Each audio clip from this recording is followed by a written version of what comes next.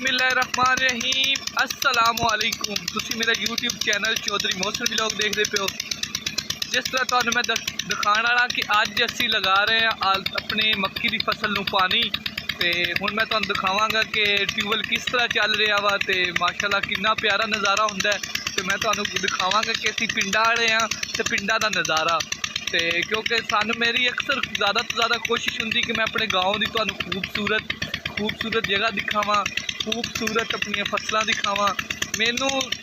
मेरा मकसद है कि अपने गाँव की खूबसूरत जगह की आप तुहानू विजिट करवावां।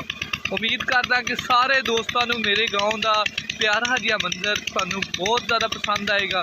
अगर पसंद आवे तो लाइक तो सबसक्राइब जरूर करो ताकि हर नवी आने वाली वीडियो नोटिफिकेशन तुहाडे तक पहुँच सके।